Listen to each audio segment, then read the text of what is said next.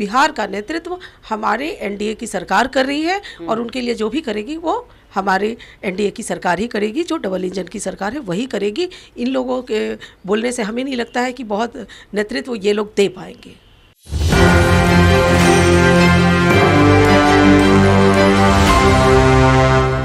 नमस्कार, एक न्यूज़ 24 देख रहे हैं आप और मैं हूं आपके साथ सिद्धेश्वर सिंह। आपको बता दें कि चौकीदार दफादार मामले को लेकर जब भी बात होती है तो नेता कहते हैं कि इस पे जल्दी फैसला आएगा, लेकिन जब फैसले की बात आती है तो सारे लोग चुप्पी साध बैठते हैं। उनको कई बार आश्वासन दिया गया, आश्वासन पे ये भी कहा गया कि अब आप लोगों के साथ जल्द ही न्याय होगा, लेकिन न्याय की जब भी बात होती है सारे नेता चुप हो जाते हैं, चाहे चिराग पासवान हो, क्योंकि दलितों के सबसे बड़े हितैषी जो कहे जाते हैं एनडीए के बड़े चेहरे यानी चिराग पासवान आते हैं, लेकिन चिराग पासवान के जीजा उन्हें जूस पिलाकर उनका अनशन तोड़वाने का काम करते हैं। लेकिन अभी तक इतना लंबा समय हो गया, लेकिन अभी तक उनके न्याय की बात नहीं हुई। लगातार वो दौरे भी करते हैं दिल्ली के, कई बार केंद्रीय मंत्री से भी मुलाकात करते हैं, नीतीश कुमार से भी मुलाकात करते हैं, लेकिन क्या उनकी मुलाकात उनको कभी चौकीदार दफादार भाइयों को न्याय दिला पाएगी? इन्हीं तमाम मुद्दों को लेकर हमारे साथ बातचीत करने के लिए बीजेपी प्रवक्ता अनामिका पासवान जी हैं। मैम, सबसे पहला सवाल कि चौकीदार दफादार मामले में अभी क्या अपडेट है? जी देखिए, उनके साथ न्याय होगा, सरकार ने भी कहा है, हम लोग भी कह रहे हैं कि उन्हें ज़रूर न्याय मिलेगा, क्योंकि हम एनडीए के लोग हैं और सबका साथ, सबका विकास, सबके लिए न्याय हमारी प्राथमिकता है और उनके साथ भी न्याय होगा।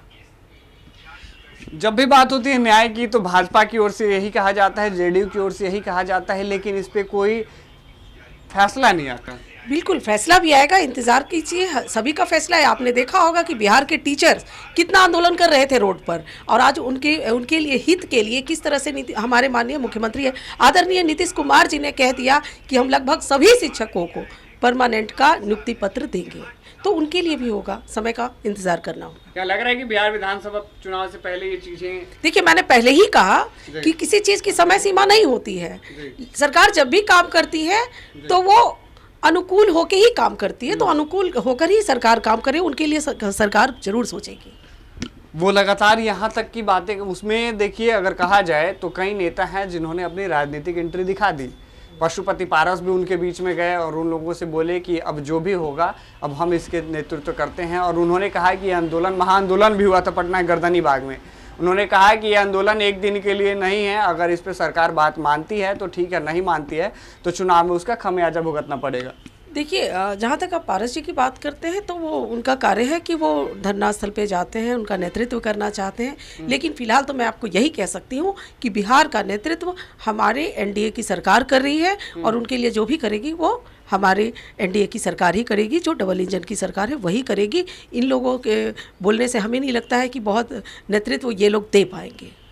चिराग पासवान के चेहरे को भी कहीं ना कहीं अब दबाने की कोशिश की जा रही है। नहीं, ऐसा नहीं है। आपने देखा होगा, आप हमें बताइए कि महागठबंधन वाले ने किस दलित चेहरे को चमकाया है। उन्होंने हमेशा दलितों को दबाने का काम किया है। आज भारतीय जनता पार्टी और एनडीए के ही लोग हैं जिन्होंने बिहार से 2 दलित चेहरे दिए हैं, और केंद्र में 12 केंद्रीय मंत्री हैं, 4 राज्यपाल हैं, वो भी दलित समाज से हैं। तो और हमारी जो भारत की सबसे प्रथम व्यक्ति के रूप में देखा जाए तो हम एसटी से यानी कि अनुसूचित जनजाति से एक महिला को राष्ट्रपति बनाया गया है, तो ये सिर्फ भाजपा ही कर सकती है, महागठबंधन नहीं। तो आपने देखा कि चौकीदार दफादार मामले को लेकर एक बार हमने फिर से बातचीत की और अनामिका पासवान जी ने कहा कि चुनाव से पहले हो सकता है कि कोई बड़ा फैसला आए। इन्होंने यह स्पष्ट नहीं कहा कि ये फैसला कब तक आएगा, लेकिन इन्होंने बातों में एक बड़ी बात कह दी कि जब भी कुछ होगा एनडीए सरकार ही इनके हित में काम करेगी, और इन्होंने तमाम ऐसी बहुत सारी उपलब्धियां गिनाई एनडीए में जिन्होंने दलितों के लिए एक बहुत बड़ा काम किया है। हालांकि अब ऐसे में देखना ये है कि क्या बिहार विधानसभा चुनाव से पहले इनके साथ कोई फैसला हो पाता है या नहीं हो पाता है, क्योंकि राजनीतिक दलों की जो एंट्री है वो लगातार बढ़ती जा रही है। हर कोई चाहता है कि बिहार विधानसभा चुनाव से पहले उनका जो मोर्चा है, उनका जो कमान है हम संभालें और उनके वोट बैंक का भी लुत्फ उठाएं। अभी के लिए फिलहाल इतना ही। देखते रहें न्यूज़ 24।